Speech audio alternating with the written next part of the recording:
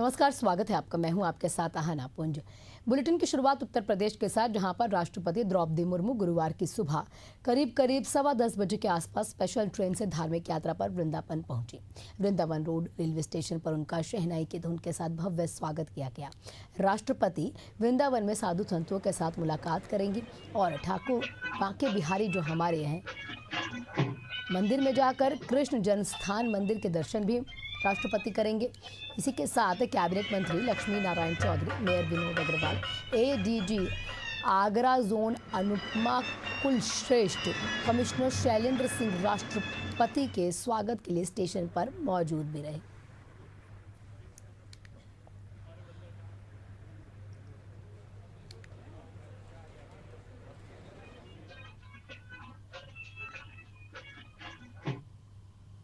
देश भर में जनसंघ के संस्थापक पंडित दीनदयाल उपाध्याय की 109वीं जयंती के अवसर पर बीजेपी स्वच्छता अभियान चला रही है। अब इसकी झलक मध्य प्रदेश की राजधानी भोपाल में देखने को मिली, जहां पर जवाहर चौक मनोकामनेश्वर हनुमान मंदिर पर सेवा पखवाड़ा के अंतर्गत बीजेपी के प्रदेश अध्यक्ष हेमंत खंडेलवाल, संगठन महामंत्री हितानंद शर्मा के साथ साथ स्थानीय विधायक भगवान दास सबनानी और महापौर मालती राय ने झाड़ू लगाकर स्वच्छता का संदेश दिया। वहीं पर बीजेपी के प्रदेश अध्यक्ष हेमंत खंडेलवाल ने कहा कि 2014 में नरेंद्र मोदी के प्रधानमंत्री बनने के बाद सभी देश भर में स्वच्छता का वातावरण रहा। आज मोदी जी के आह्वान पे पूरे देश में एक ही समय सभी लोग मिलकर स्वच्छता अभियान चला रहे हैं। ये एक संदेश है कि सारा समाज स्वच्छता से जुड़े। 2014 में मोदी जी के प्रधानमंत्री बनने के बाद पूरे देश में एक स्वच्छता का वातावरण रहा।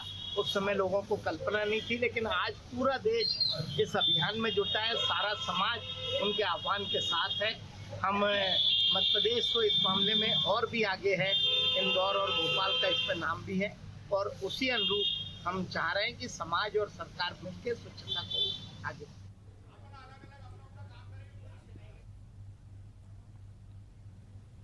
मुंगेली के खर्रा घाट स्थित मारवाड़ी मुक्तिधाम में स्वच्छता अभियान चलाया गया। इस स्वच्छता अभियान में पुलिस अधीक्षक, अपर कलेक्टर, जिला पंचायत सीईओ, नगर पालिका अध्यक्ष के साथ साथ सभी वार्ड के पार्षद, जिला प्रशासन के अधिकारी, कर्मचारियों, समाज सेवियों ने सहभागिता निभाई। और इसी दौरान मुंगेरी कलेक्टर ने आगे ये भी कहा कि इस स्वच्छता अभियान का सबसे बड़ा संदेश है कि आप अपने गाँव को स्वच्छ रखें।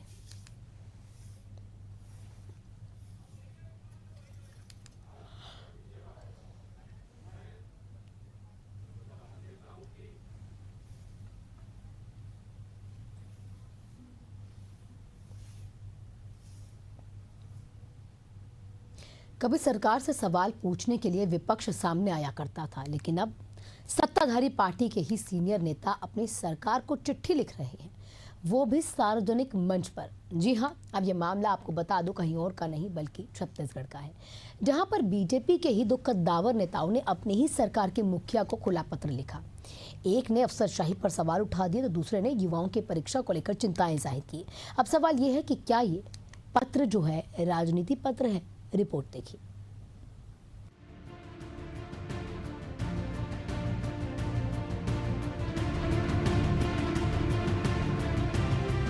कोरबा जिले के प्रशासन को लेकर ननकी राम कंवर ने कड़ा रुख अपनाया है। उन्होंने मुख्यमंत्री को पत्र लिखकर कोरबा कलेक्टर पर तानाशाही रवैये का आरोप लगाया और उन्हें हिटलर तक कह डाला। कंवर ने चेतावनी दी है कि यदि 3 दिन के भीतर कलेक्टर का तबादला नहीं किया गया तो वे अनशन पर बैठेंगे।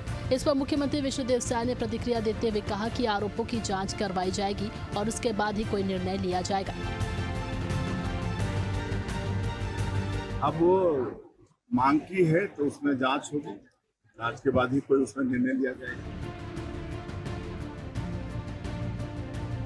इधर रायपुर के सांसद और पूर्व मंत्री बृजमोहन अग्रवाल ने भी एक पत्र लिखकर सरकार से राज्य पात्रता परीक्षा जल्द आयोजित करने की मांग की है। यह मुद्दा प्रदेश के लाखों युवाओं से जुड़ा हुआ है जो लंबे समय से इस परीक्षा का इंतजार कर रहे हैं। इस पत्र का जवाब उच्च शिक्षा मंत्री टंकराम वर्मा ने दिया और कहा कि बृजमोहन जी वरिष्ठ नेता है, सरकार प्रयास कर रही है और पक्की परीक्षा जल्द करवाई जाए।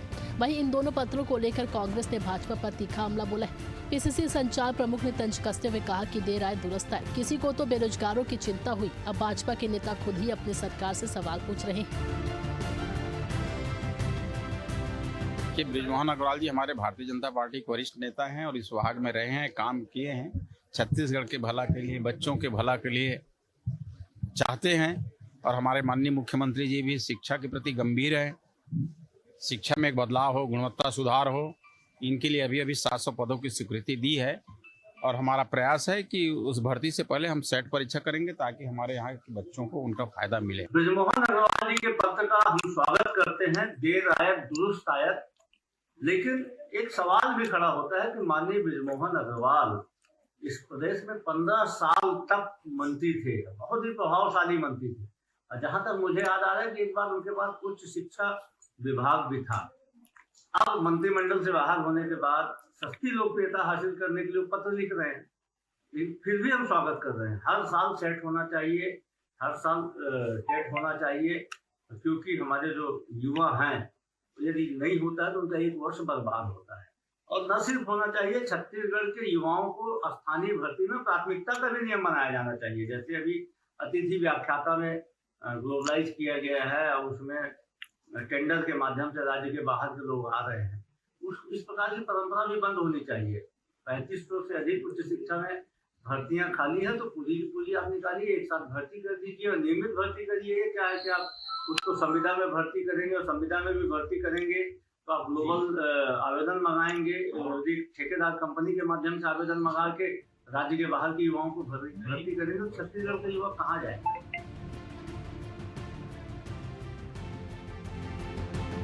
राजनीति में पत्रों की भाषा बहुत कुछ कहती है और जब ये पत्र सार्वजनिक हो जाए तो वे सिर्फ संवाद नहीं रहते। भाजपा के भीतर उठती ये आवाजें संगठन के आत्ममंथन का मौका हो सकती है या विपक्ष के लिए एक नया हथियार। यहाँ आने वाला वक्त तय करेगा। एशियन न्यूज के लिए आर.के. प्रसाद के साथ नदीम मेमन की रिपोर्ट।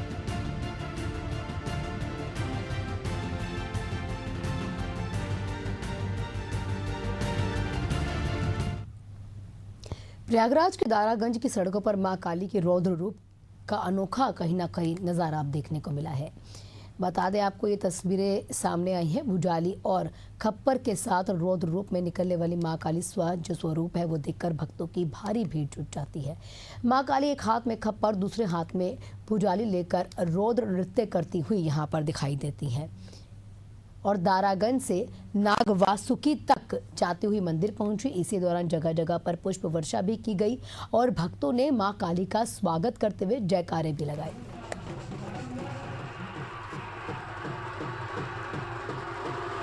आज बड़े सौभाग्य की बात है कि ये नवरात्र के शुभ अवसर पर हमारे यहाँ द्वितीया के दिन माँ काली जी का प्राकट्य और विधि विधान से पूजा होकर माँ काली की सवारी हमारे दारागंज हमारे निवास से होते हुए और नागवासुकी मंदिर तक प्रस्थान करती है। यहाँ पे सारी रामलीला चल रामलीला है, दारागंज रामलीला कमेटी का चल रामलीला है। आज रामलीला अमावस्या से हमारे यहाँ एकादशी चालू होती है। आज द्वितीया के दिन राजेश कुमार निषाद उप पप्पू यानी कि यहाँ से प्रथम दिन काली का प्रस्थान होता है। काली पात्र की भूमिका निभाने के लिए महीना 2 महीना पहले से 3 महीना पहले से अभ्यास करना पड़ता है, तब इस भूमिका को निभा पाते हैं। और बड़ी कठिन तपस्या होती है और ब्रह्मचर्य का विशेष पालन होता है इसमें। और जिस समय चेहरा चढ़ता है तो उस समय भाव ये रहता है कि माही कर रही हैं, माही चल रही हैं। इस दुर्गम मार्ग को जो है सरल कर देती है।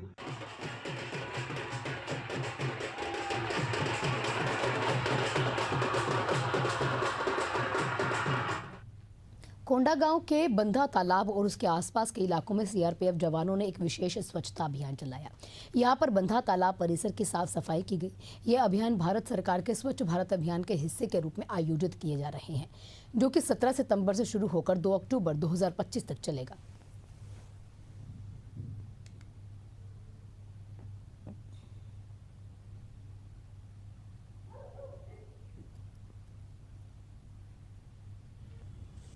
शासन की योजना और हमारे विभाग की योजना के अंतर्गत आज हम लोग 188 बटालियन के बिहाफ पर उनकी तरफ पर एक बड़ी टीम वृहद लेवल पर स्वच्छता अभियान के लिए हम लोग यहाँ पे बंधा चौक पर आए हुए हैं और यहाँ पर निगम के कर्मियों के साथ संयुक्त रूप से हम लोग का स्वच्छता अभियान चलाया जा रहा है।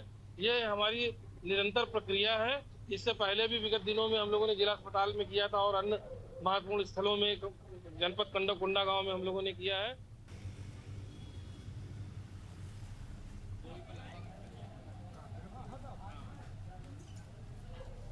इसी बीच बड़ी खबर आ रही है। खैरागढ़ के दौरे पर शिक्षा मंत्री गजेंद्र यादव निकल चुके हैं।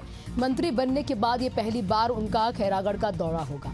जीएसटी बचत उत्सव जो लगातार पूरे देश में मनाया जा रहा है, इसी के कार्यक्रम में शामिल होने के लिए शिक्षा मंत्री खैरागढ़ पहुंचे हैं। जिला बीजेपी कार्यालय में इस कार्यक्रम का आयोजन होना है। दोपहर लगभग 3 बजे के आसपास खैरागढ़ पहुंच जाएंगे शिक्षा मंत्री गजेंद्र यादव।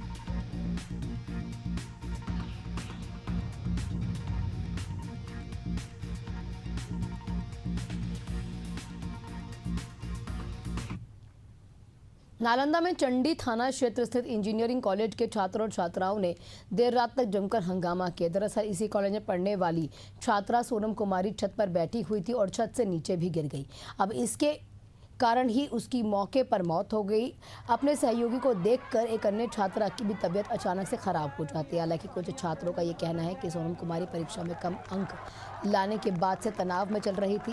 घटना के संबंध में कॉलेज के छात्र छात्राओं ने यह भी कहा कि अगर प्रिंसिपल समय रहते अपनी प्राइवेट गाड़ी से उस अस्पताल पहुंचा देते तो शायद आज उसकी जान बच जाती। छात्रा की मौत की खबर सुनकर सैकड़ों छात्र जो है अस्पताल के बाहर हंगामा शुरू कर देते हैं और एक स्कूटी को भी आग के हवाले कर देते हैं। घटना की जानकारी मिलते ही पुलिस ने उग्र छात्र छात्राओं को समझाने की कोशिश की, लेकिन ये कोशिश रात भर चलती रही, तब जाकर कुछ हो पाया।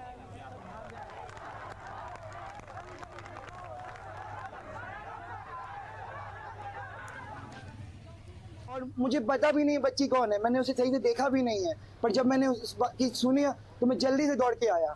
पर क्या वो कर रहे हैं कॉलेज प्रशासन, ना सिर्फ कॉलेज प्रशासन, यूनिवर्सिटी क्या कर रहा है, कहाँ है सरकार? क्या कारण था जो मतलब कारण का अभी तक खुलासा नहीं हुआ है।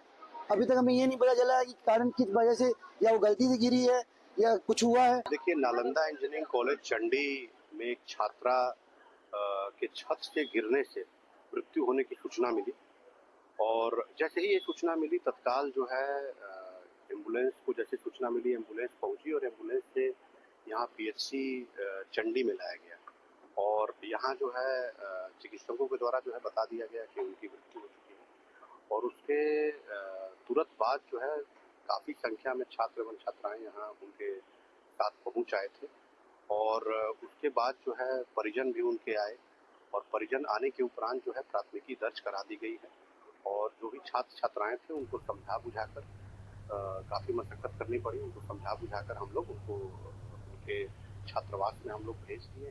और देखिए, साबुन से जो रोज़मर्रा की कहीं ना कहीं चीज़ें होती हैं, मुख्यमंत्री चाहे वो साबुन है या फिर लग्जरियस आइटम है, उन तमाम दुकानों पर जाके जो भी पहलू है वो जानने की कोशिश कर रहे हैं। 100 दिन का ये अभियान है।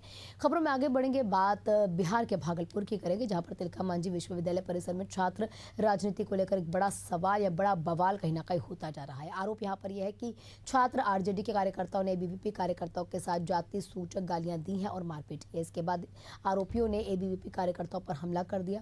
इसमें कई लोगों को गंभीर चोट भी आई है और स्थिति तनावपूर्ण होती जा रही है। पीड़ित पक्ष ने यह मामला दर्ज करने और आरोपियों की गिरफ्तारी की मांग करने की गुहार लगाई है।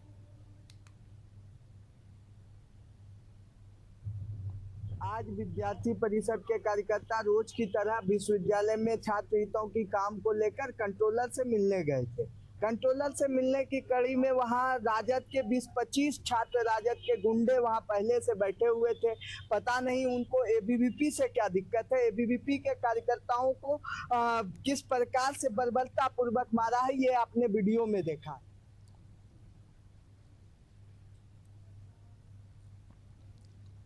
रायपुर के बहुचर्चित फारूक खान हत्याकांड में हाईकोर्ट ने बड़ा फैसला सुनाया। फरवरी 2024 में राजा और दोनों साथियों को हत्या में सहभागिता के मामले में उम्र कैद की सजा सुनाई गई, लेकिन हाईकोर्ट ने तीनों आरोपियों की उम्र कैद की सजा घटाकर 10-10 साल की कर दी है। कोर्ट ने आगे ये भी कहा कि यह हत्या अचानक हुए झगड़े में गुस्से का नतीजा था। अब इसमें पहले से कोई साजिश की योजना नहीं थी।